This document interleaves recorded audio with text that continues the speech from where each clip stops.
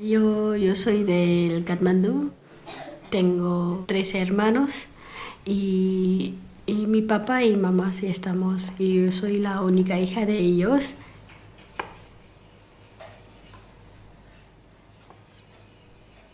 Cuando fui a la universidad lo conozco al Basanta y así poco a poco tuvimos amigos y luego lo conocimos más y estamos enamorados a otros.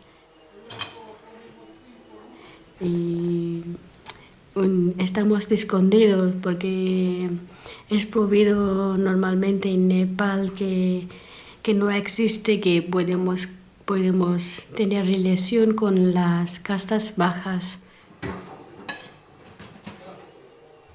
Y un día cuando estoy hablando con él, alguno de mis relativas, alguno familiar que a mí ha visto que estoy hablando con un chico y le he contado con mi familia. Y luego después de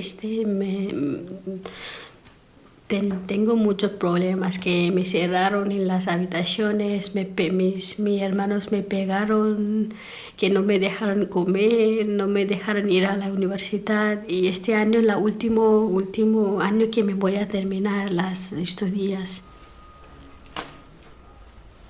También mi amiga me cuenta que han pegado a Basanta muy fuerte, han pegado muy fuerte, que estaba en el hospital hace 15 días, que no sabía nada de él. Si mi hermano no han pegado a él, le voy a dejar tranquilamente porque por el cosa que no puedo y no puedo hacer nada porque yo soy la sola, porque la cosa de la sociedad, que no podemos cambiar una chica solo. Yo pensaba así, pero cuando fui a ver a él, no, le he cambiado mi mental que me voy a dejar mis padres, ya me voy a salir con él. Mamá quizás me entiendo cómo me siento y mi mamá dice, por la noche viene en mi habitación y dice, mira, te voy a dejar abiertos tus habitaciones de noche si puedes escapar de esta casa y nunca vuelves más porque lo siento que no puedo hacer más. Si quieres puedes irte a casa, me dijo y le he llamado a él para que me viene a buscar a mí. A la una medianoche he salido fui a la baño. Aquí tenemos una ventana, le quito esta ventana y salí de la ventana a la una y fui corriendo.